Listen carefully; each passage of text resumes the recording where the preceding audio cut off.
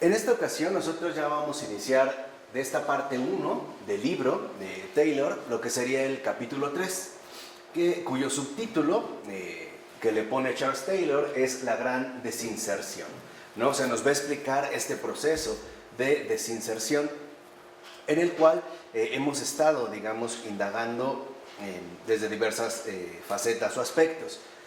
Lo primero es, digamos, como una especie de mini resumen, donde ya hemos visto cómo se dio el desarrollo de las disciplinas del pensamiento y la conducta.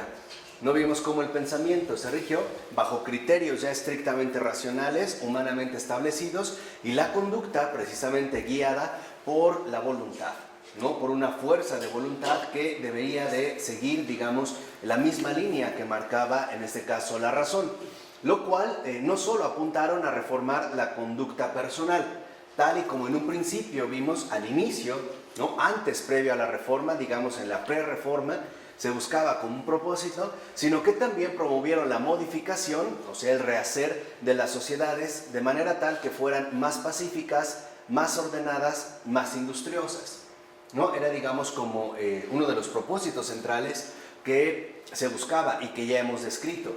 Recordemos que cuando se habla de más pacíficas, se está hablando en este sentido de menos violentas, ¿no? A través precisamente del rasgo de que fueran civilizadas, ¿no? Bajo el orden de la civilización, industriosas, que fueran precisamente, ¿no? Sociedades disciplinadas, basadas en la cuestión laboral y por lo tanto también en el progreso económico. De tal forma que la nueva sociedad así reformada debía encarnar de manera inequívoca las exigencias de los evangelios, por supuesto, según la visión protestante, dentro de un orden tanto estable como racional, ¿no? Que digamos fue parte también de lo que dio pie al humanismo exclusivo, que hemos tratado de ir describiendo, ¿no? Lo cual trajo asimismo la implementación de una nueva uniformidad tanto de objetivos como de principios, que también los describimos. Entonces, podemos afirmar que el desencantamiento, la reforma y la religión individualizada fueron de la mano, ¿no? Estos tres factores que son precisamente los que nosotros ya comentamos y explicamos en las sesiones anteriores. Lo que sí es importante es tenerlos en cuenta de manera conjunta. Recordemos brevemente que el desencantamiento se refiere a entender el mundo bajo un prisma enteramente natural, ¿no? Sin nada que sobrepasara, digamos, los límites o las connotaciones naturales. Y la religión individualizada, precisamente como este esfuerzo, digamos, humano por ordenar la propia vida religiosa, que en gran medida es también como una de las apuestas fuertes de la reforma. Ahora, esto, y es parte también de lo que ya queremos empezar a comprender, trajo consigo, a su vez, la comprensión de la sociedad como una especial integración de individuos. ¿Qué quiere decir? Que ahora, precisamente, si las cuestiones van individualizadas, ¿no? O se van individualizando en base a las disciplinas personales que cada uno va adoptando, o digamos los esfuerzos que cada uno va poniendo de forma individual, entonces cambia la manera en la que se comprende la sociedad y se va a entender como quizá hasta hoy en día se sigue haciendo, a la manera de una especie de agrupamiento de individuos que van a tratar precisamente de conjugar de una o de otra manera sus propios intereses, ¿no? Sus intereses individuales. Por eso dice Taylor que, y esto es justo lo que hizo posible la aparición de la gran desinserción, pues esto implicó el crecimiento y el afianzamiento de una nueva manera de concebir nuestra existencia social, donde al individuo se le otorgó una primacía e importancia sin precedentes. Entonces, estos son dos rasgos muy peculiares que no podemos pasar por alto. En primer lugar, la manera nueva en la cual se va a concebir ahora la existencia social, o sea, la propia sociedad. Y por otro lado, el auge o la importancia, la relevancia que se le va a dar al individuo. Por decirlo de esta manera, antes de esta concepción moderna, el individuo solo tiene cabida o es comprensible a la luz del trasfondo social al cual permanece. Vamos a decirlo así, antes lo importante es el todo, ¿no? Es la totalidad de la cual asimismo formamos parte. Con esta concepción, el orden, este orden, se modifica. porque ahora la primacía va sobre el individuo y a través de la suma de individuos se irá dando pie a lo que se considerará una determinada sociedad, ¿no? Esto es vital de entender, porque hoy en día sigue teniendo esta fuerza. Por ejemplo, hoy como sociedad tendemos a concebirla, a imaginarla como una suma de individuos que de cierta manera conviven de buena o mala gana entre sí y que tienen que procurar hacer compatibles sus intereses o sus propias prerrogativas. Ahora, esta manera de concebir nuestra existencia social, de hecho, está basada en un particular imaginario social. El siguiente capítulo hablará de los imaginarios sociales, pero por imaginario social hay que entender la forma en que imaginamos colectivamente, incluso preteóricamente, nuestra vida social en el mundo occidental contemporáneo. Esto de los imaginarios sociales es muy importante porque es un concepto que Taylor emplea para describir, digámoslo así, lo que no está articulado, por decirlo de otra manera. Es la forma en la cual imaginamos que las cosas funcionan, sin necesidad de hacer una teoría explícita. Y esto es vital, o sea, nosotros de cierta manera ya tenemos ciertas imágenes con respecto a lo que nos rodea, por ejemplo, en este caso a nuestra propia existencia social o a nuestra vida social. Y lo hacemos, vamos a decirlo así, antes que guiados por una teoría, lo hacemos por una serie de prácticas que se han ido adoptando. Y esto es precisamente lo que va configurando nuestros imaginarios sociales. Voy a poner un contraste para que vean la diferencia. Por ejemplo, hoy, si una persona comete algún tipo de delito, solemos imaginar que el delito únicamente le compete al que lo ha cometido, ¿no? Y por eso, por ejemplo, se le puede penalizar de una o de otras formas. Anteriormente, el delito o el imaginario social que se tiene con respecto al delito no está individualizado. De hecho, es también una realidad social. Por eso, por ejemplo, en la Edad Media, pongamos un caso, si yo estoy casado y le soy fiel a mi esposa, entonces a mí me van a exhibir públicamente, a través, por ejemplo, de una cierta máscara llamativa, un cartelón o algún tipo, digamos, de señales que pudieran ridiculizarme. Y la demás gente también va a participar, digamos, de este acontecimiento. ¿Por qué? Porque ahí se tenía clara una cosa, digamos, parte del imaginario social. Que si yo, por ejemplo, le fui infiel a mi esposa, yo no solo afecto a mi esposa, también le estoy dando mal ejemplo a los demás hombres y a sus hijos y así sucesivamente. Entonces, la manera en la que se imaginaba el funcionamiento de la sociedad es muy diferente a la manera en la cual se supone que nosotros hoy en día lo imaginamos. O sea, lo que ha cambiado son los imaginarios sociales o nuestro imaginario, social. De tal forma que esto ha contribuido, ¿no?, a la transformación o la adopción de determinadas prácticas de vida. Por eso insiste Taylor que se trata de algo preteórico. No es que hacemos la teoría y en base a eso ya nos guiamos. No, primero estarían dadas las prácticas, ¿no?, este trasfondo en el cual ya estamos inmersos, que va guiando nuestras prácticas de vida y después, de manera paulatina, se podrán empezar a articular. Por ejemplo, se empezarán, a elaborar ciertas teorías hasta que se logre ya, digamos, una formulación mucho más completa. ¿De acuerdo? Entonces, esto es vital porque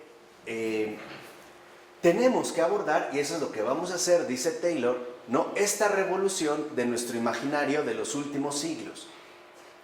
O sea, ¿cómo es que se cambió nuestro imaginario social? ¿Cómo se transformó la manera en la cual imaginamos que la sociedad funciona o que la sociedad precisamente existe? Y, como dice Taylor, habría que hacerlo además en el contexto más amplio del desarrollo cultural religioso, tal y como ha llegado a entenderse de manera general, que vemos que en efecto van en este sentido justamente de la mano. Entonces, lo que queremos entender es esta revolución con respecto a nuestro imaginario, ¿no? Un imaginario que nos remite a nuestra propia existencia social, pero lo haremos a partir de un contexto más amplio en el cual se abordará el desarrollo cultural y religioso tal y como se ha dado o como ha emergido de manera amplia, de manera general. ¿De acuerdo? ¿Vamos bien? ¿no? Entonces, ya entrando en materia, lo primero que tenemos que hacer es detenernos en algunas características de la vida religiosa de las sociedades más antiguas y pequeñas. Esto es fundamental. Acuérdense también que Taylor nos ha insistido varias veces que uno de los errores que tenemos como modernos es pensar, equivocada y falsamente, que las cosas siempre han sido así, ¿no? Y que cuando, por ejemplo, en una situación histórica nos encontramos con que las cosas no son así, entonces de inmediato las reprobamos, ¿no? Damos por hecho de que siempre han funcionado así. O sea, no tenemos la apertura suficiente para entender un contexto amplio. Entonces, si hacemos esta referencia a la vida religiosa de las sociedades más antiguas y pequeñas, podremos entender este cambio radical en lo referente al imaginario social. Entonces, lo más importante en este caso es lo siguiente. Es, digamos, como el punto central. No, lo esencial en este punto es esto, que si nosotros echamos un ojo a esta vida religiosa, advertimos cuán profundamente esas formas de vida insertan o vinculan a los agentes con espíritus o fuerzas o poderes que en cierto sentido son reconocidos como algo superior. No como las fuerzas y los animales de todos los días y que conducen a mantener algún tipo de relación con ellos. Esto es, digamos, como un factor primordial. Voy a poner nada más, voy a mencionar dos culturas muy diferentes para que entiendan cómo esto se presenta. Por ejemplo, en el caso de la cultura maorí, ¿no? Los maoríes, sabemos que están vinculados, por ejemplo, a un contexto muy particular donde esta vinculación, ¿no?, nos remite a un determinado poder o fuerza o espíritu que se reconocería como algo superior y que sería en este caso el volcán Krakatoa. Krakatoa no es solamente un volcán, como hoy lo entendemos, por ejemplo, una formación geológica muy específica. No, es la encarnación viva de algo superior. Y es justo por esta superioridad por la que se va a mantener un tipo de relación con ellos. Por ejemplo, a través del sacrificio, donde se ofrecen vírgenes o doncellas a Krakatoa, ¿no? Y no es, por ejemplo, Krakatoa ni una fuerza ni un animal de todos los días. Es algo diferente. Lo mismo, por ejemplo, podría ocurrir en el caso de los antiguos mexicas o de nuestra antigua cultura mexicana. Vemos cómo para ellos, por ejemplo, los planetas representan fuerzas superiores que invitan o de alguna manera vinculan a las personas a relacionarse con ello de ciertas formas. Por ejemplo, bajo determinados rituales, ¿no? Por mencionar un caso, a través del mal llamado juego de pelota, porque no era un juego, era algo muy serio. Era el determinar, digamos, una especie de lucha cósmica para decidir qué Dios es el que iba a regir el próximo ciclo, o sea, los próximos 52 años. Pero se reconoce algo superior en el cual, digamos, toda la gente queda vinculada, ¿no? Por eso va a decir en este sentido Charles Taylor. Por ejemplo, en las sociedades paleolíticas e incluso en ciertas sociedades neolíticas, la vida religiosa está inseparablemente vinculada a la vida social, como algo más que una mera diferencia de teorías y creencias, ya que tal vinculación refleja más bien una característica notable de capacidades y experiencias dentro del amplio repertorio de formas de vivir la religión. O sea, dicho brevemente, a diferencia de la modernidad, las culturas antiguas adoptan diversas formas de vivir la religión que involucrarán diversas capacidades y experiencias, que no necesariamente se tendrán que limitar a una cuestión en particular. ¿Qué es lo que ha pasado, digamos, con nosotros? Hemos llegado a suponer que las formas de vivir la religión se reducen a meras creencias subjetivas, que es lo que hemos estado viendo en las clases anteriores, o bien a teorías que uno puede aceptar o reformular o cambiar o definitivamente seguir. Dicho de otra forma, entendemos la religión como una opción individualizada. Antes esto no ocurre, ¿no? Un caso muy notorio es Roma, por ejemplo, que es, digamos, como un caso muy paradigmático de estas formas de vivir la religión. Para Roma, la religión es fundamental porque involucra la vinculación de todo el imperio, más allá de las creencias, ¿no? O sea, por ejemplo, para un romano, lo fundamental es que la gente participe de todos los rituales religiosos que se celebran en el imperio, independientemente de que tú creas en lo que te mencionan o no. Simple y sencillamente forma parte, en pocas palabras, de la propia identidad común. Vamos a decirlo así, las formas de vivir la religión están presentes en la forma en la cual la sociedad se va desarrollando o se va presentando. No hay cuestiones individualizadas, como hoy, por ejemplo, nosotros lo llegamos a asumir. ¿De acuerdo? Entonces, esto significa, en todo caso, que la forma de vivir la religión es algo enteramente social. Esto ya no sucede. Y eso es lo que vamos a entender. ¿Por qué? Esta ruptura en vivir la religión de forma enteramente social es lo que significa la gran desinserción, ¿no? Quedamos como desinsertados, como si hubiese sido una especie de tejido en la cual ahora quedaron todos los hilos sueltos, sin una cohesión, sin una forma unificada, o bien sin una realidad socialmente, en ese sentido, compartida. Incluso, añade Taylor, el hecho de que el lenguaje religioso, las capacidades o los modos de experiencia de que disponemos religiosamente provengan de la sociedad en que hemos nacido, de alguna manera es lo que rige para todos los seres humanos. Y esto es algo vital, porque Taylor, al estar discutiendo, digamos, con esta perspectiva, ¿no?, de la desinserción, lo que nos recuerda es que nosotros, en pocas palabras, nunca empezamos de cero. Nunca nos inventamos nuestra propia vivencia social. De hecho, podemos decir que cuando nosotros tomamos algún tipo de alternativa o de postura, lo hacemos en base a algo ya dado. No lo hemos comenzado nosotros. Entonces, puede ser que nosotros quizá queramos en algún momento oponernos a la religión dominante, pero lo haremos teniendo como base tanto el lenguaje usual como las capacidades o los modos de experiencia que ciertamente hemos adquirido. Nadie viene de cero. Y esto es algo fundamental. Por eso va a insistir Taylor que esto, por otra parte, significa que solo podemos trascender lo que nos es dado partiendo de una base, y esa es la tradición. Por eso es tan fundamental.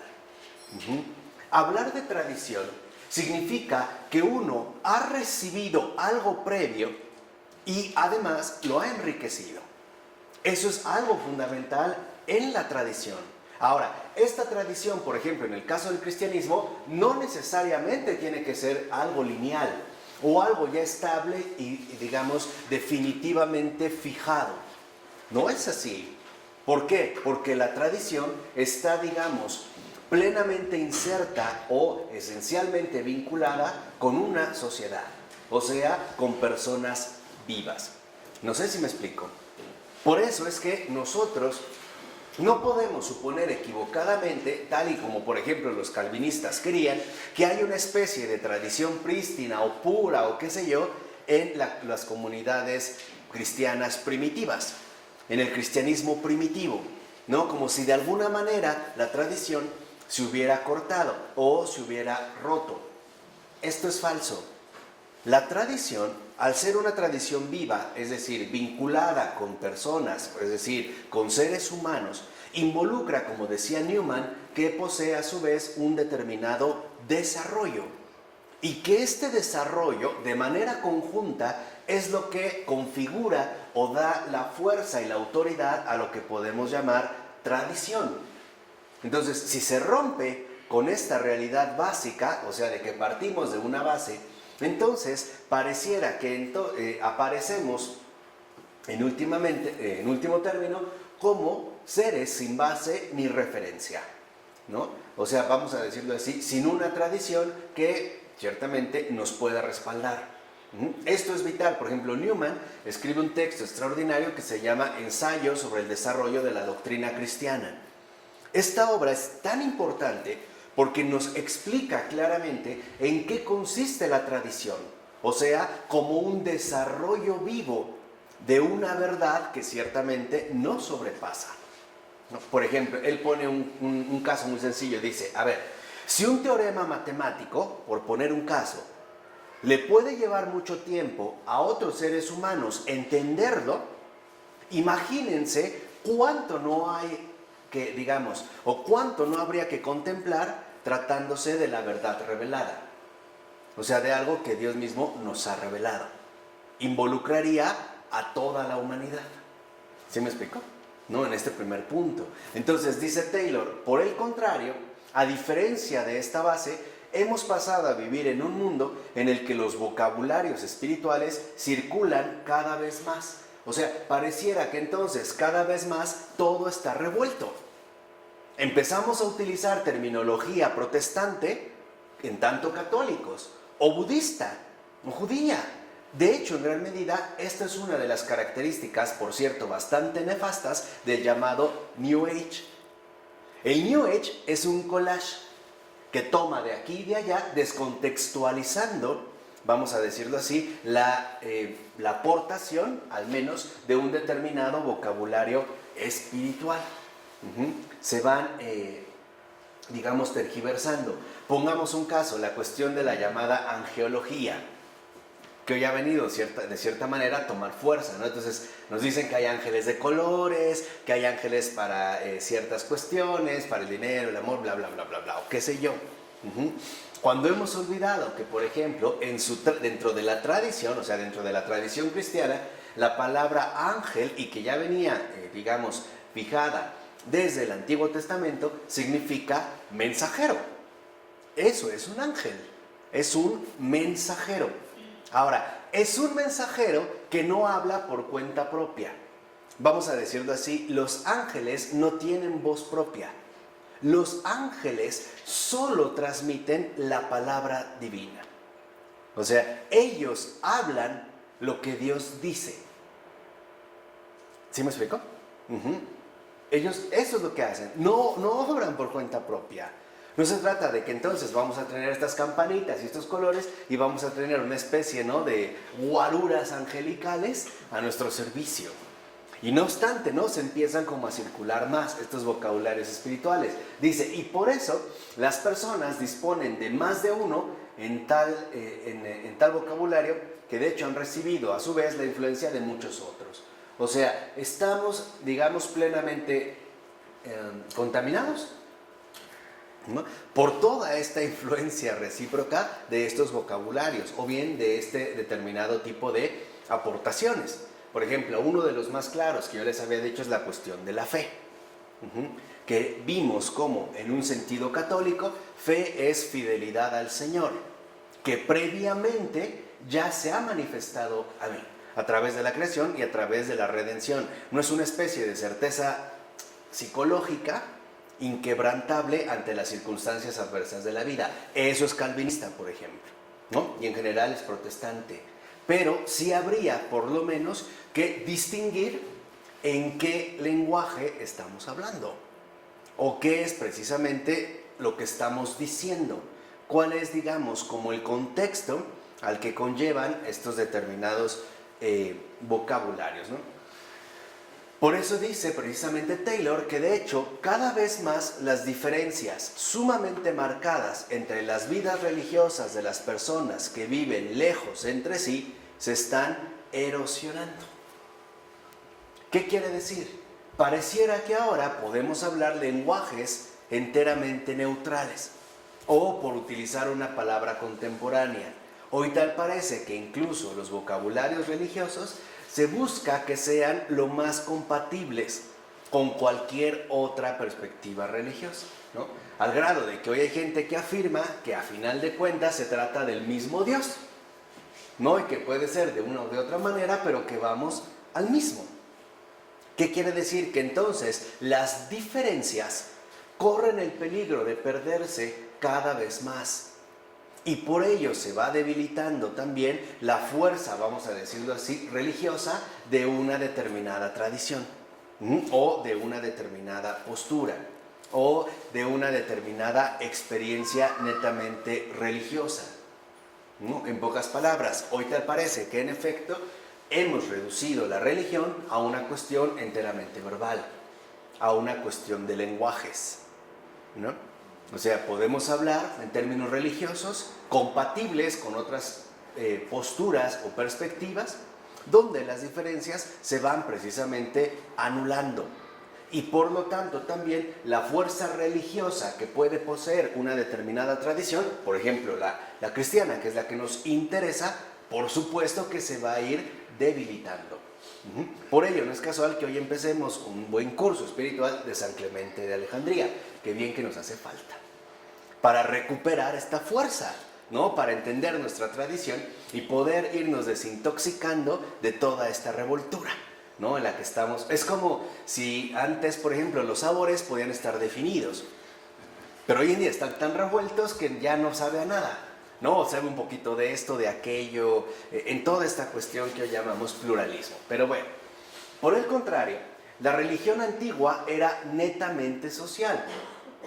Por ejemplo, el agente primario de la acción religiosa central, al invocar, rezar, ofrecer sacrificios o actos propiciatorios a Dios o a los espíritus, al acercarse a estos poderes para obtener de ellos curación y protección o profetizar con su guía, etc., era el grupo social en su conjunto. Todas las sociedades antiguas, todas sí vivían socialmente. No había culto privado. Y esto es algo también enteramente moderno. La privatización de la experiencia religiosa, ¿no? Antes no. Antes, literalmente, el agente primario de la acción religiosa central es toda la comunidad, es toda la sociedad, o en todo caso, algunos agentes más especializados, por ejemplo, los sacerdotes o los chamanes, pero que tienen este poder para actuar en nombre de todo el grupo. Nadie actuaba por cuenta propia. Esto no se daba en las sociedades antiguas, jamás. En nuestra celebración litúrgica se sigue conservando esta cuestión social, ¿no? Lo vemos, por ejemplo, en el intercambio fervoroso de la oración, ¿no? El oferente, el oferente, el sacerdote, no está oficiando él solo. Lo está oficiando con toda la comunidad. Por ejemplo, en el momento en el que hace la oración solemne, también hay un amén solemne. Y el amén le compete a la comunidad de los fieles. Él no puede celebrar solo. Ahora, esta celebración, entendámoslo en su sentido radical. O sea, precisamente como una acción religiosa central. Por ejemplo, ¿qué pasa con un sacerdote que estuviera en prisión? Como el cardenal Bantuán y muchos otros. O el propio Pavel Florensky, seguramente celebró estas liturgias. ¿Estaba solo? No, porque estaba la comunión de los santos. ¿Sí me explico? O sea, no es algo privado, no es algo que se pueda fijar de manera individualizada. Entonces, en pocas palabras, en la religión antigua nos relacionábamos con Dios fundamentalmente como sociedad. Esto se da de manera, les vuelvo a insistir, de manera clara, en todas las sociedades antiguas. No hay cultos, vamos a decirlo así, privados.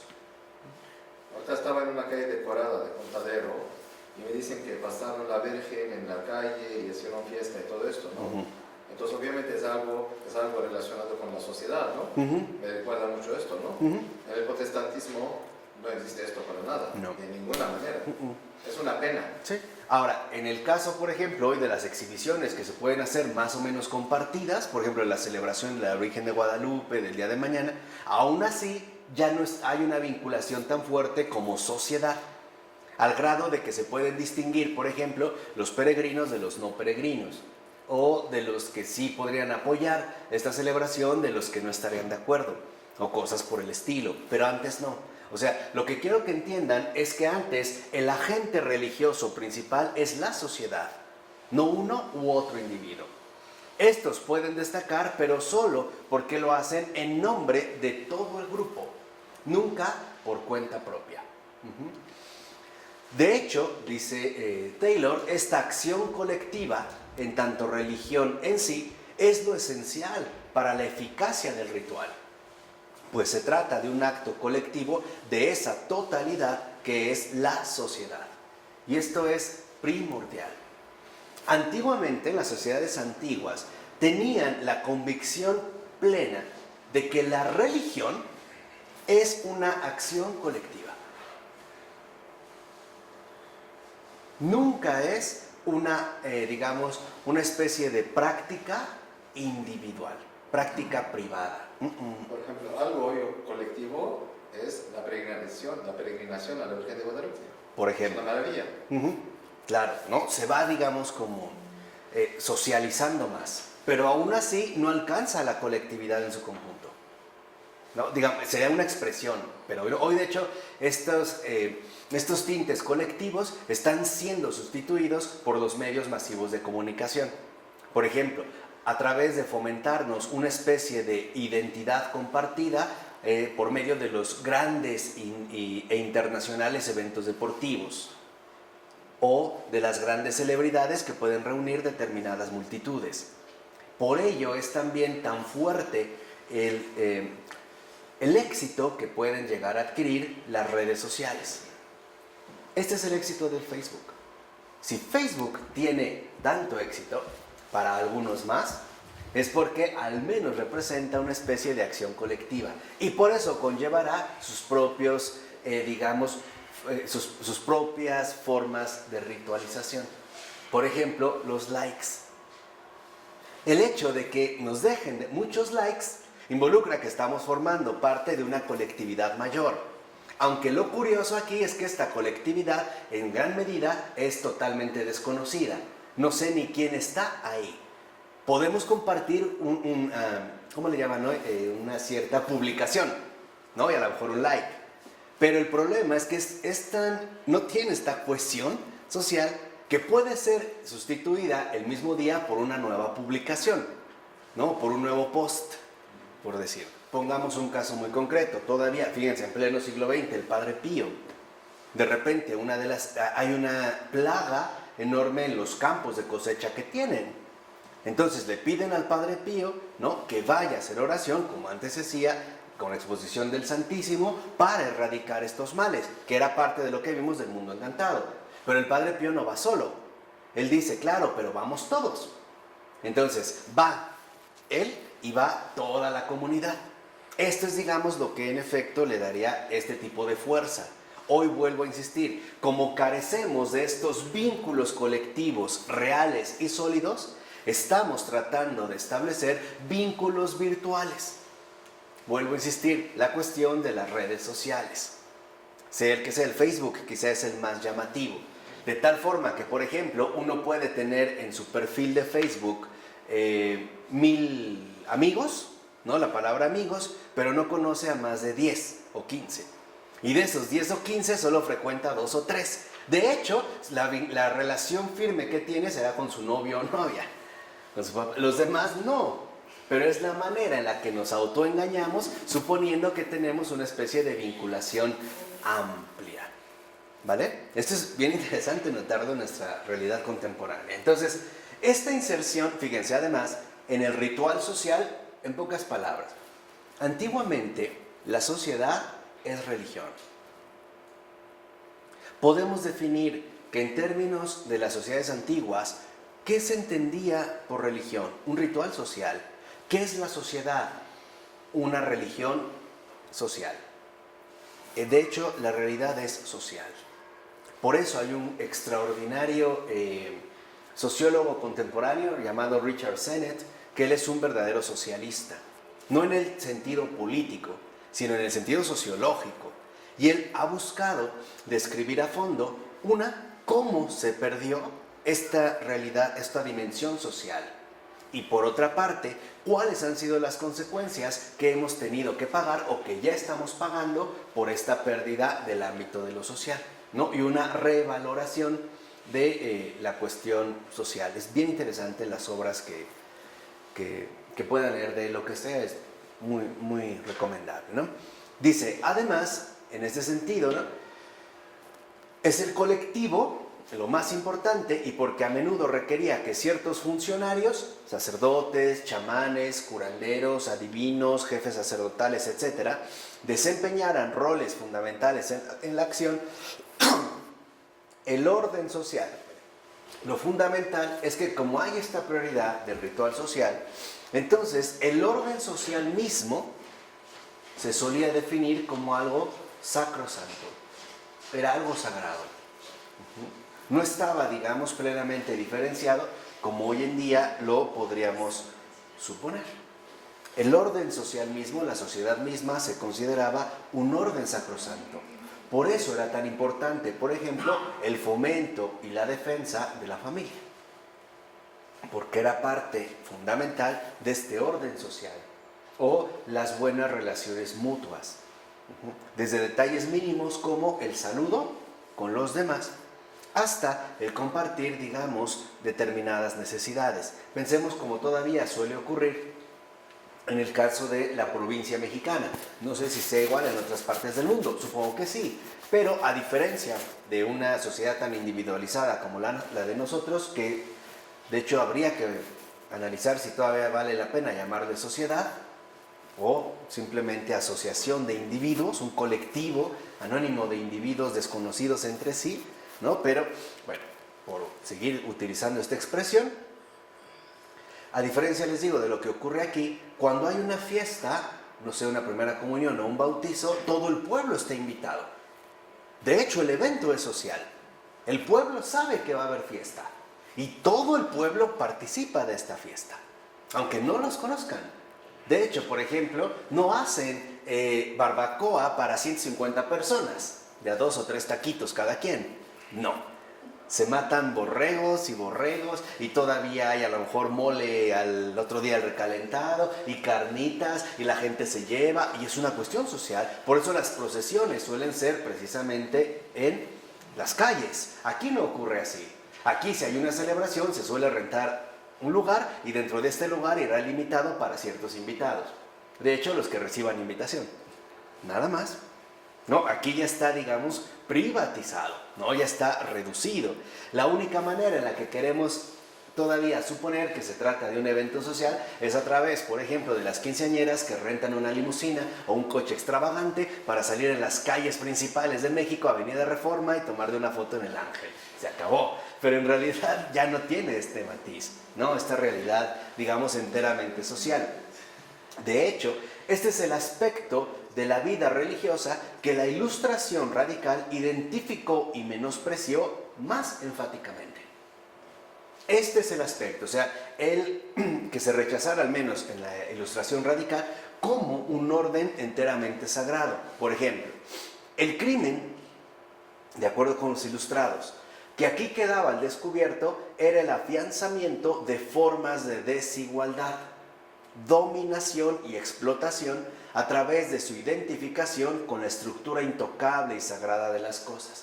Este fue, digamos, como el argumento más fuerte de los ilustrados, al menos de los ilustrados radicales, que el seguir manteniendo este orden sacrosanto, ¿no?, de las cosas conllevaba dominación, desigualdad, explotación, etc.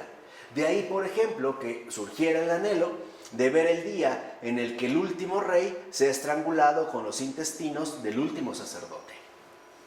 Era, digamos, como uno de los lemas o de estas frases incendiarias de los ilustrados, ¿no? De ahí precisamente venía este anhelo. Pero lo que olvidaban los ilustrados, como muchas otras cosas que yo creo que realmente de ilustración tenían muy poco, ¿no?, es que en realidad dicha identificación es muy antigua. No solo se refiere a una etapa cristiana, es muchísimo más antigua y se retrotrae a un tiempo en el que muchas de las formas posteriores de desigualdad más atroces y viciosas todavía no habían aparecido, o sea, antes de que hubiera reyes y jerarquías sacerdotales.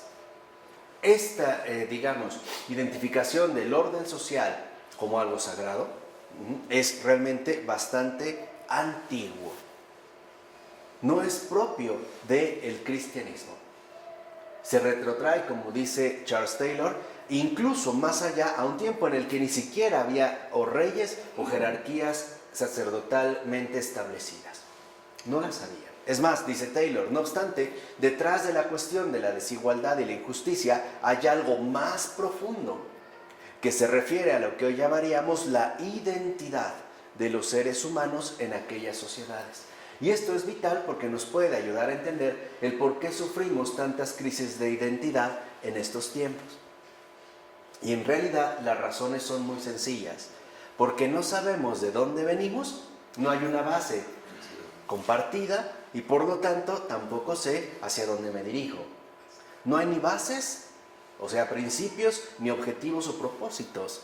Estamos como un barquito de papel a la deriva, ¿no? A donde vengan las corrientes. Por eso también, dicho sea de paso, es que las modas pueden tener tanto éxito en nuestra cultura contemporánea. Las corrientes pasajeras que pueden tener un cierto impacto, pero así como impactaron, lo mismo que la pólvora, desaparecieron. Y que en gran medida esto ha venido a favorecer en términos económicos la dinámica de consumo en la que vivimos.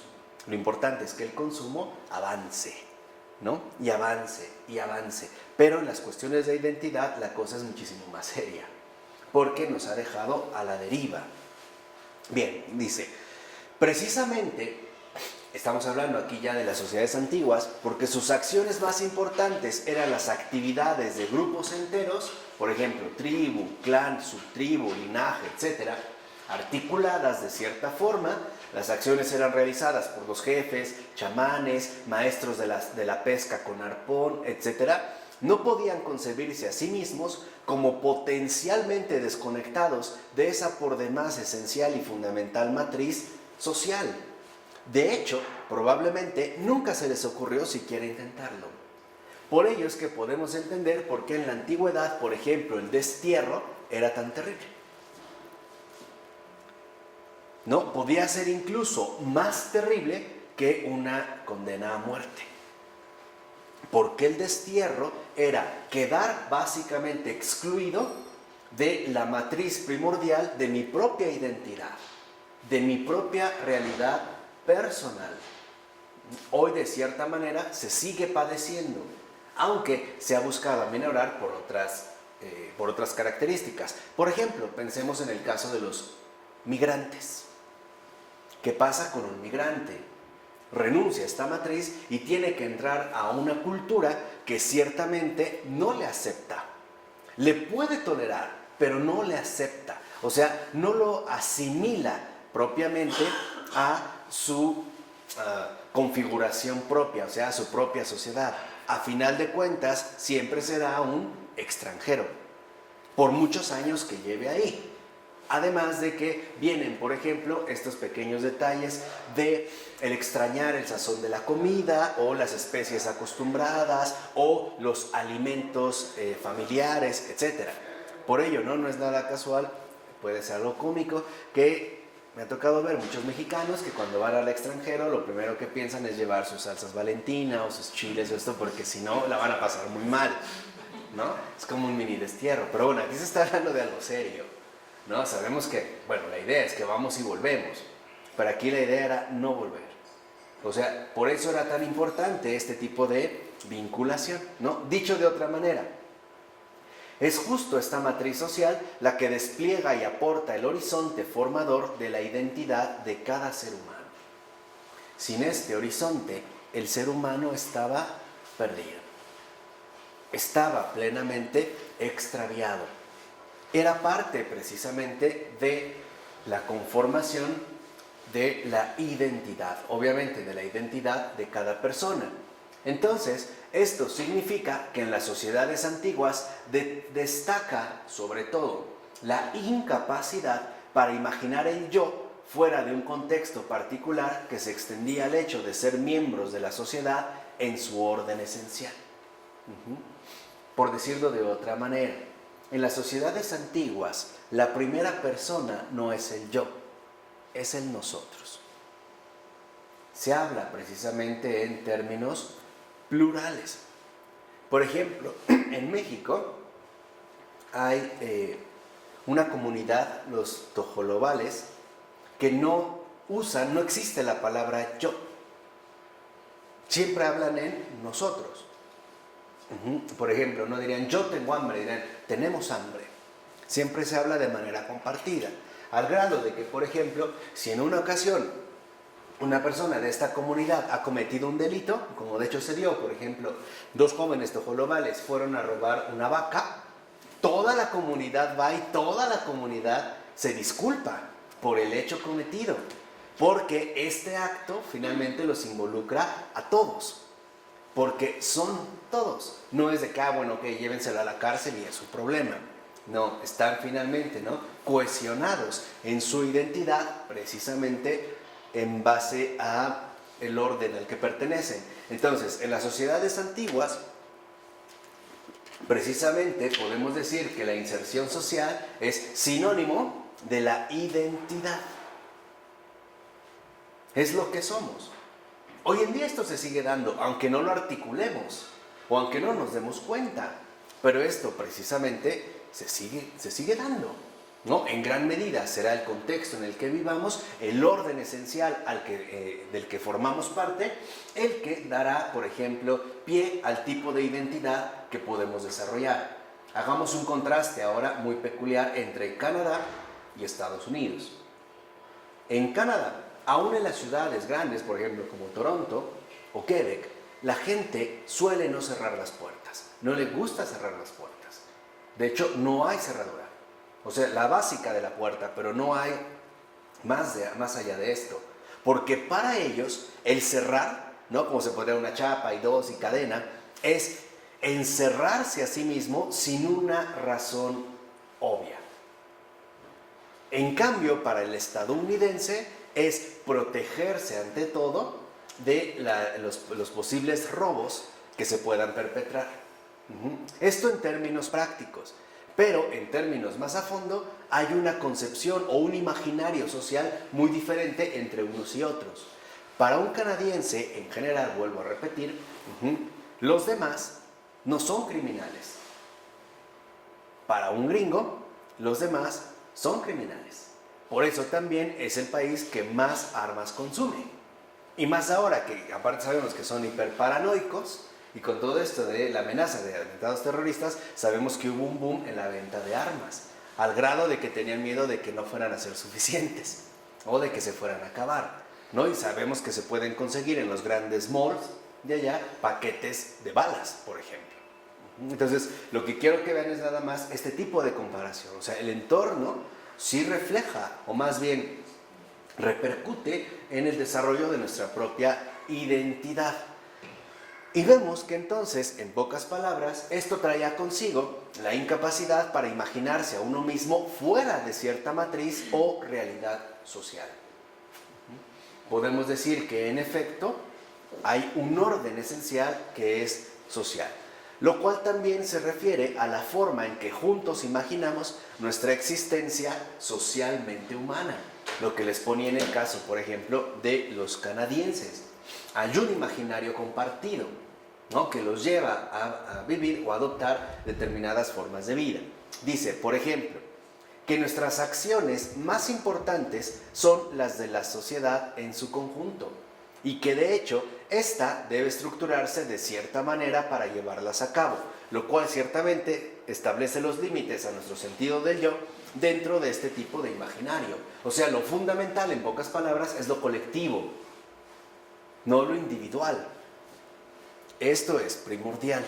Como hoy no hay, volvemos a decir, este sentido de la colectividad, entonces se quiere fomentar a través, dijimos, de los eventos internacionalmente deportivos, ¿no? De tal manera que si, por ejemplo, hay un mundial, entonces nos podemos poner la playera del país al que pertenezcamos. Y por lo menos durante 9 minutos intentaremos suponer o imaginar que poseemos una identidad compartida.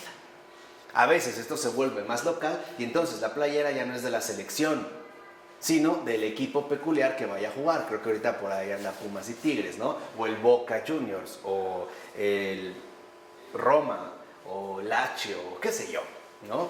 El que quiera, ¿no? O el Bayern Múnich, o el que quieras. Pero lo que quiero que vean es cómo se están tratando de dar sustitutos para tratar de sobrellevar esta organización individualizada en la que vivimos, ¿no?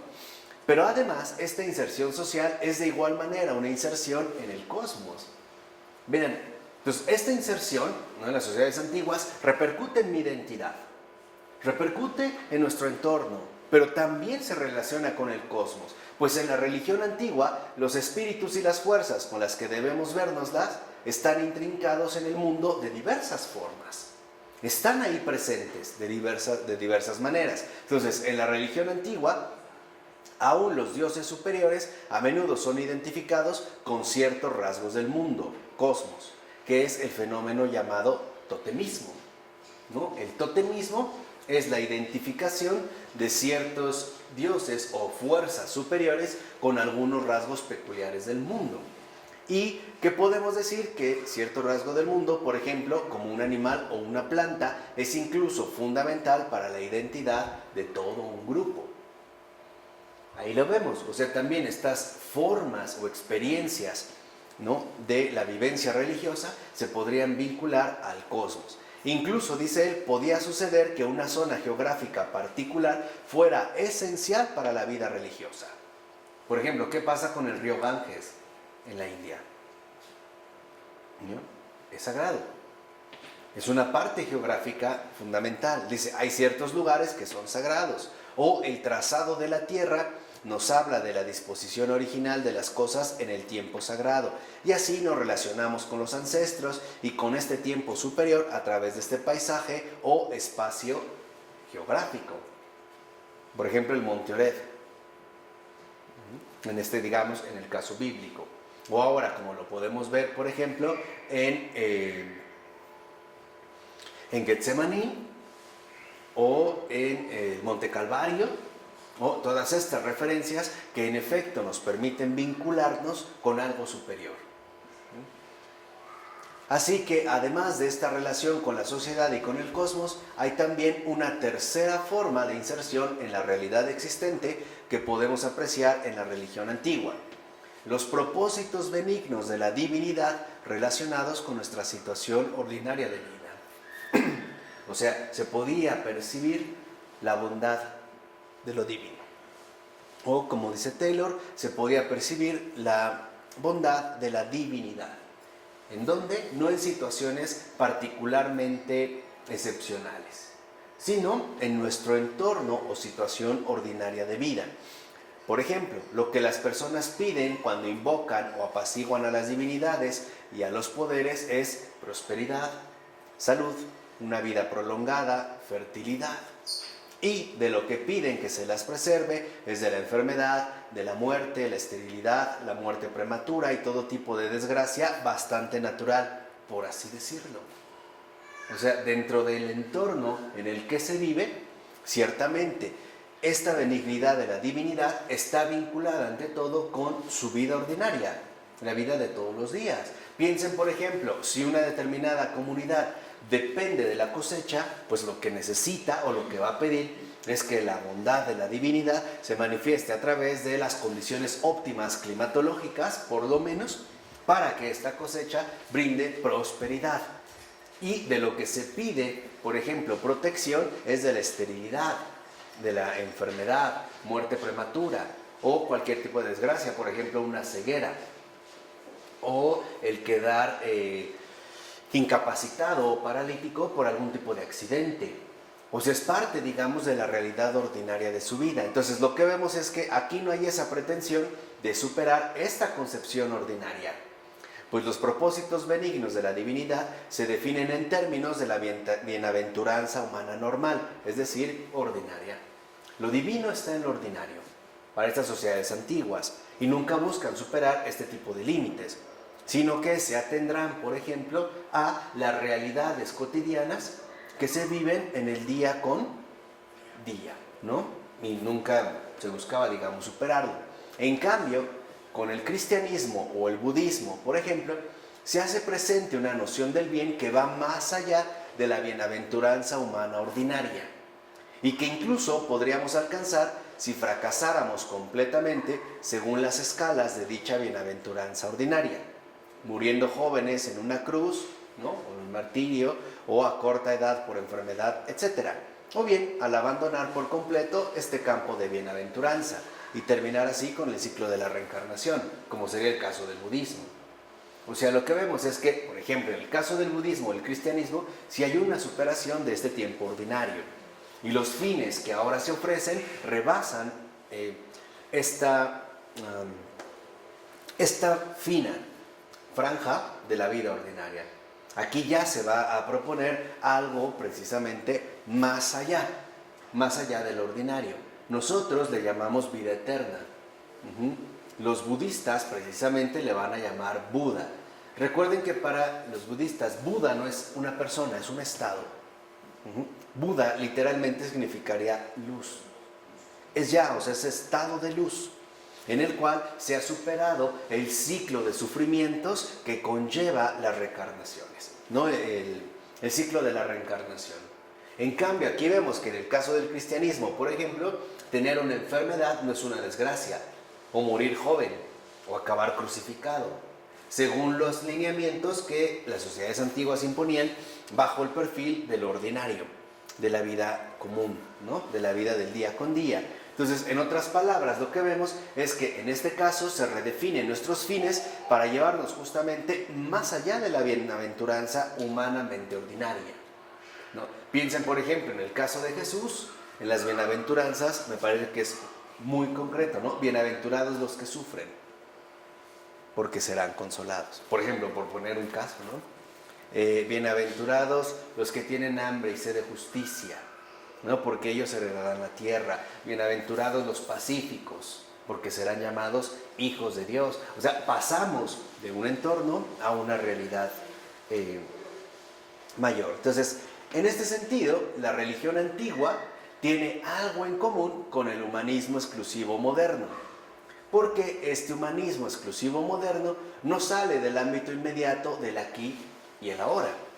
Por ejemplo, dense cuenta cómo hoy, curiosamente, para muchas personas contemporáneas, sus expectativas de vida son a corto o mediano plazo. Por ejemplo, ir a París, visitar las pirámides de Egipto, tomarse una foto con una celebridad de su agrado, o juntar tal cantidad de dinero, o comprarse el auto que tanto desea, o tener relaciones sexuales con tantas mujeres u hombres, o beberse tanta cantidad de alcohol o botellas especiales, o qué sé yo. O sea, lo podemos postergar, pero nunca va más allá de mi propia vida, ¿no? De mis límites de vida. Por ejemplo, alguien puede decir, es que a mí me gustaría al final viejito y conocer a mis nietos. Pues sigue siendo parte de su vida ordinaria, ¿no? De su lineamiento normal. Entonces, en esto tiene algo en común la religión antigua. Y esto, vean, y esto es precisamente lo que ha fomentado la actual empatía de muchas personas de la post-ilustración con respecto al paganismo. Dicho de otra manera, ¿por qué hoy en día también vivimos una etapa neopagana? ¿O por qué el paganismo suele ser bastante aceptado? Porque embona bastante bien con nuestras propias pretensiones. Al menos con las pretensiones humanistas, ¿no? De este humanismo exclusivo, que se reducen, por ejemplo, al aquí y a la ahora. Pensemos en un caso muy concreto, el cuerno de la abundancia. ¿Por qué ahora, ¿no? Que viene el Adviento, por qué se venden estos ridículos borreguitos? ¿No? ¿Sí los han visto? Estos borreguitos, ¿no? Para tener prosperidad. Pero sabemos que cuando se habla de prosperidad se está hablando de tener dinero. O sea, es concretamente el dinero, ¿no? Un dinero para tenerlo aquí y ahora. Entonces, hoy mucha gente tiene bastante empatía e incluso simpatía con el paganismo por esta misma razón. Porque también para el paganismo todo se iba a definir en lo que viviéramos aquí y ahora. Para mucha gente también. Por ejemplo, esto se ve muy claro en el caso de algunas entrevistas que han ofrecido algunos sicarios. A uno le preguntaban, ¿por qué lo haces? ¿No? ¿Por qué asesinabas gente a sangre fría, mujeres embarazadas, niños? Y él dijo algo muy concreto, pero es parte de lo que hoy vivimos. Él dijo, pues a mí mientras me pagaran lo que me pagaran, ¿no? Y tuviera lana para hacer esto, comprarme esto o tener aquello, se muera, que se tenga que morir. Esto es parte de estas exigencias. Por eso vemos que La autoafirmación pagana, pensaba John Stuart Mill, era muy superior a la autonegación cristiana. Y esto es, digamos, como la fuerza que el paganismo sigue manteniendo. ¿Qué propone el paganismo en general? La autoafirmación. Pensemos, por ejemplo, en las competencias olímpicas. ¿De qué se trata, por ejemplo, en los llamados Juegos Olímpicos? De autoafirmación. O sea, aparecer como el triunfador, o el más fuerte, o el más veloz, o el más ágil, o el más bello, o qué sé yo. Es parte de la autoafirmación. Y esto es muy cercano a lo que se vive en nuestra cultura contemporánea, la cuestión justamente de la autoafirmación. Hoy para nosotros la autonegación cristiana la consideramos prácticamente inaceptable, ¿no? O simple y sencillamente como algo no grato, ¿no? Como algo que definitivamente no nos gusta. Por eso, por lo menos me parece que una de las palabras o de los vocabularios que corren más peligro de extinguirse en la cultura actual es la palabra sacrificio. Hoy no se habla de sacrificio, ¿no? Hoy no se toma en cuenta la cuestión del sacrificio. Por el contrario, en lugar de sacrificarse, lo que hay que hacer es autoafirmarse, ¿no? Sobresalir aún cuando sea a costa de los demás. Pero, como dice Taylor, que por supuesto, lo que hace que el humanismo moderno no tenga precedentes es justamente la idea de que esta bienaventuranza no implica relación alguna con algo superior. Al menos en la religión antigua, esta bienaventuranza ordinaria involucra una relación con algo superior, una fuerza, un espíritu, los dioses, qué sé yo. Para nosotros no. Incluso para nosotros, hoy en día, por ejemplo, esta, vamos a decirlo así, bienaventuranza, se puede alcanzar a través de uno mismo. ¿Cómo? Por ejemplo, para muchos es, ¿quieres tener algo? Trabaja más, o esto, lo otro, o realiza aquello, o haz ejercicio, o aquello. O sea, se va a tener que resolver en nuestros propios términos, ¿no? Esforzándonos al máximo y desgastándonos también al máximo. Entonces, la actual forma de vida religiosa se distingue por dar inicio con una ruptura en las tres dimensiones de la inserción: el orden social, el cosmos, el bien del hombre. Este es, digamos, como uno de los planteamientos centrales. Esta desinserción, ¿no?, se va a ir dando cuando se llevan a cabo estas tres rupturas. Primero, con el orden social, que es hoy en día lo que vemos. Hoy cada quien tal parece que jala solo, ¿no? Incluso uno lo nota, ¿no? Al andar en la calle, de verdad, pareciera que no, para la gente no existen los otros. De ninguna manera, ¿eh? ¿Cómo se llama esta filosofía nueva? ¿El individualismo o cómo se llama? Sí, eso es parte del individualismo, ¿no? De la mentalidad moderna. Esta mentalidad, o sea, de nuestro imaginario, ¿no? O sea, no, los demás no existen, no están. Han desaparecido, digamos, del panorama. ¿Por qué? Porque el individualismo pues, nos ha enceguecido. Pero también lo hemos roto con el cosmos, al grado de que hoy vemos, por ejemplo, los tremendos daños que hemos causado a la creación, o sea, los problemas ambientales, ¿no?, a los que hoy nos tenemos que enfrentar. Y hay mucha gente que a pesar de ello no le interesa. Otro ejemplo del cosmos, más chiquito, más, a nivel más... Pues el no dimensionar adecuadamente de qué forma el entorno, el hábitat en el que estoy, también a mí me perjudica. Es como una casa, ¿no? Por eso el Papa Francisco hablaba de la casa en común.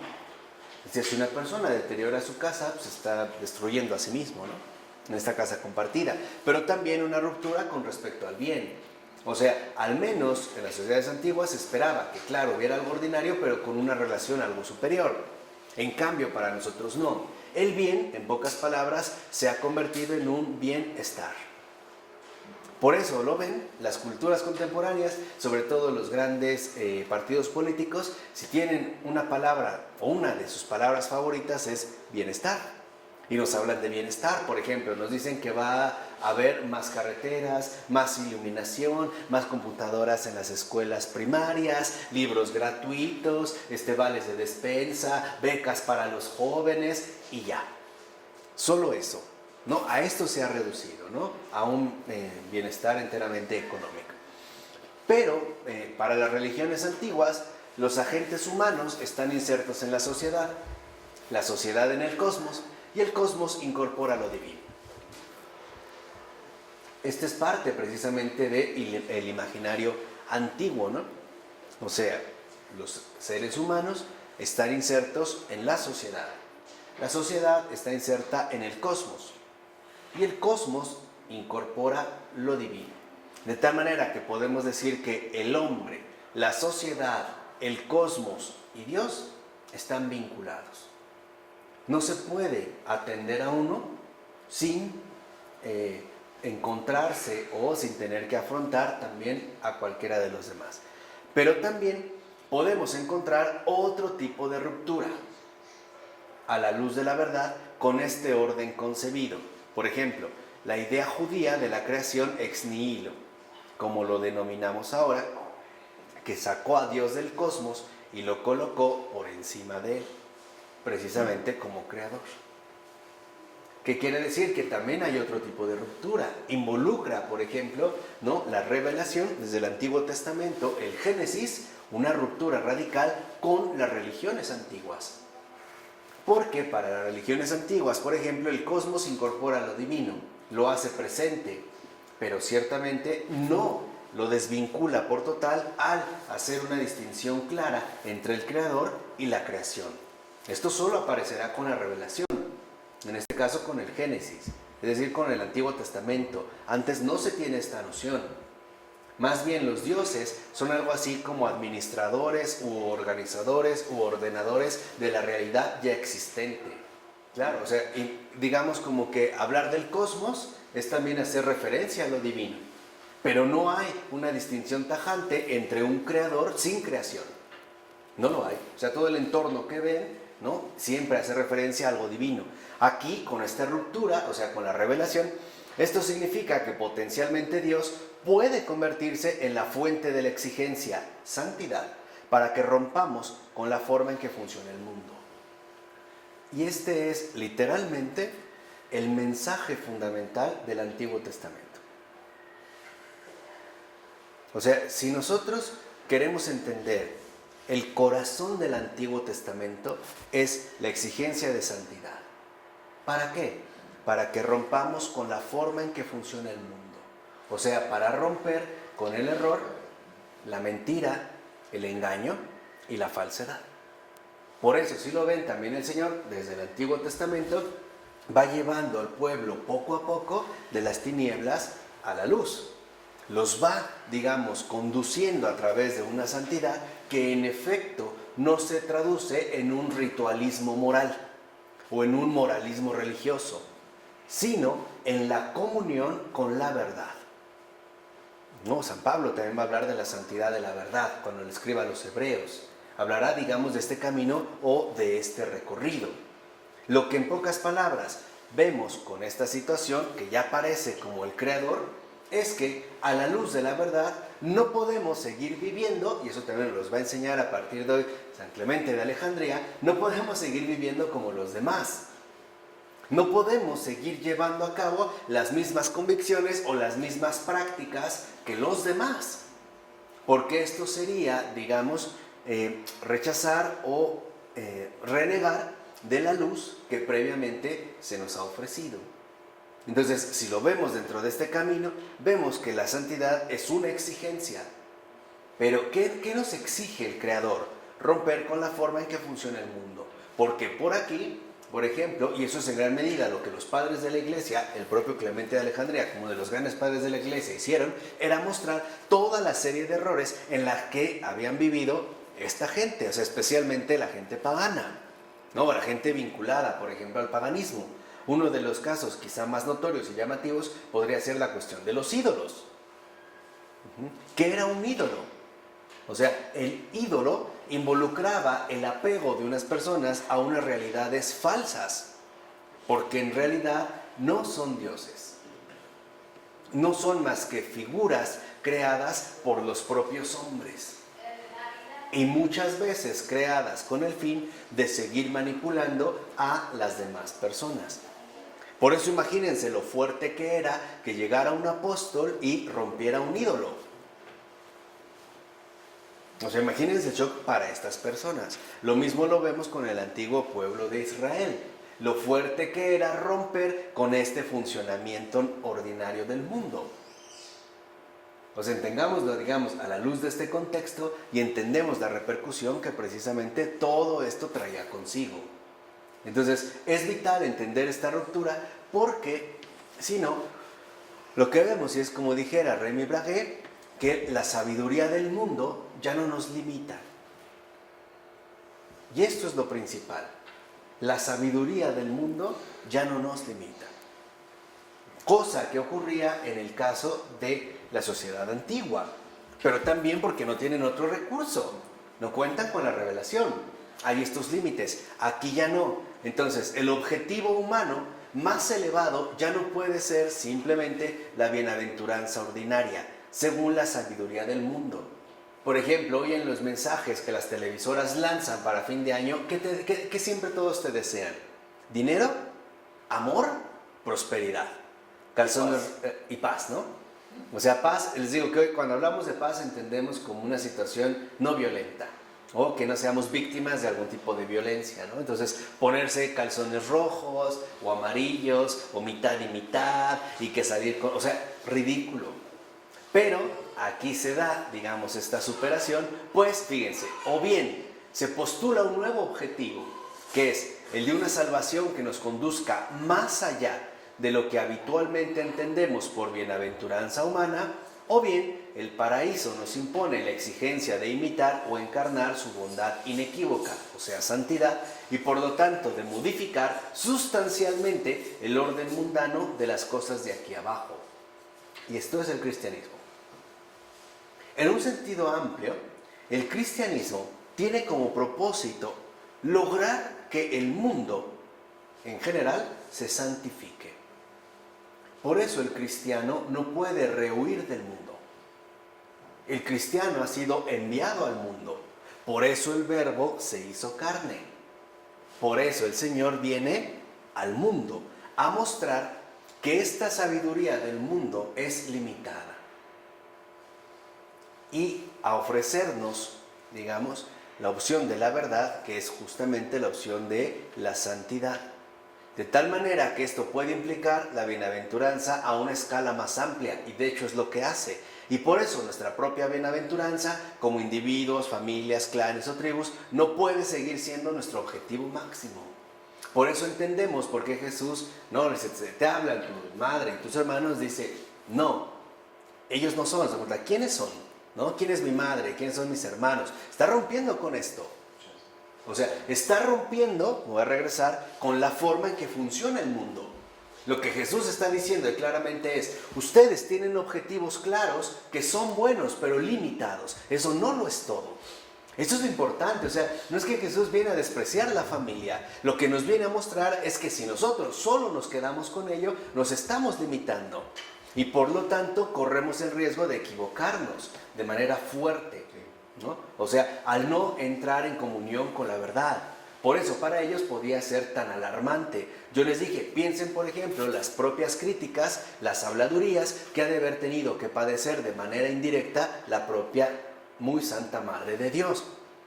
¿Qué se espera de un huérfano dentro de la configuración social de Israel que mantenga a su madre? ¿Qué tiene que hacer para ello? Trabajar. Decir que Jesús no trabaja y se va con sus amigos a hablar de cosas raras del reino y mira a su madre ahí en su casa. Imagínense la gente que también nos rodeaba. O sea, en ese punto concreto hay rupturas, ¿no? Eso es uno de los sufrimientos invisibles, tanto de la muy santa Madre de Dios como de Jesús. Pero basta con que uno se detenga a contemplar tantito para poder percibirlos. Porque hay una ruptura radical. Entonces, lo que se viene a proponer aquí es que no podemos seguir considerando, por ejemplo, nuestras bienaventuranzas como los objetivos máximos. A ver, una pregunta muy sencilla. ¿Qué es mejor? ¿Vivir muchos años o pocos? Lo que Dios quiere. Lo mejor es lo que Dios quiere. Claro, mucha gente dice, claro, que vivas muchos años. ¿Quién sabe? Porque los planes del Señor no son cronológicos a nuestra manera. De tal forma que si uno asume lo que dijimos, realmente la bienaventuranza a una escala más amplia, entonces estamos ingresando prácticamente de manera directa en la vivencia de la fe. Porque puede morir un recién nacido, o un niño de 1 año, o un niño de 2 años, o de un día, o todavía ni nacer, en el vientre materno. Seamos honestos, o sea, hablamos de cosas bien concretas. Suponemos que porque una persona vivió muchos años, entonces ya por ello fue más bendecida. No creo. Muchos santos han muerto muy jóvenes. Muchos. Muy joven. Por ejemplo, creo hasta donde yo sé, la santa más joven es una niña que se llama Antonieta Meo, Nenolina. Murió como de 6, 7 años. Es la más chica que yo conozco. Y le dictaba a su mamá cartas para Jesús. Ella ni escribir sabía. Y se ofreció como víctima al grado de que perdió un ojo y le amputaron una pierna. Sus reliquias son sonajitas, sus vestiditos chiquitos, pelotitas. O sea, y uno dice, bueno, en realidad aquí es donde tenemos que entender esta amplitud. O sea, la exigencia de la santidad. La santidad es una exigencia. Y es una exigencia severa. Es una exigencia bien radical. Porque involucra el superar al menos nuestras expectativas inmediatas, vamos a decirlo así, nuestras expectativas ordinarias. No es una optativa para un más allá, es ya romper, digamos, romper las limitaciones que el mundo nos va colocando. Veámoslo en el caso del sacerdote. El sacerdote renuncia a sus hijos propios para adoptar a todos, para ser un padre para muchos. De otra manera no podría. Se vería limitado. Esto es romper estas limitaciones, por ejemplo, ¿no? Y por eso le decimos padre. O a una religiosa le podemos decir madre. O en un matrimonio. A ver, ¿un matrimonio está obligado a tener hijos? No. No es verdad. Y eso nos lo enseñó Adrián von Speyer, ¿no? Decía, cuando uno realmente se compromete en el matrimonio, uno está aceptando lo que el Señor da. Pero si acepto lo que da, acepto que también puede ser que no lo dé. De antemano estamos entrando a esta situación mucho más amplia. Por ello, precisamente, lo que vamos a dejar para la siguiente es cómo se va a redefinir la cuestión de la bienaventuranza. Ya no se trata de que pensemos que nos va bien según nuestros criterios humanamente limitados.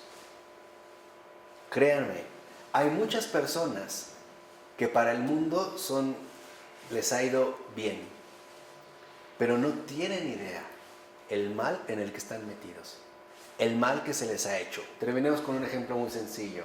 Un niño, a un niño que se le da todo, que no se le pone límites, que se le aceptan sus caprichos, sus berrinches, se le da absolutamente todo. Yo tengo un sobrinito que está en esta situación, ¿no? Ya trae un iPhone como a los 5 o 6 años, tablets, todo. Y decimos, mira, este niño está re bien, ¿no? No le falta nada. Mentira. Una, porque en efecto le han roto la posibilidad de ver las cosas realmente. Y le han hecho un gran mal, no le han hecho un gran bien.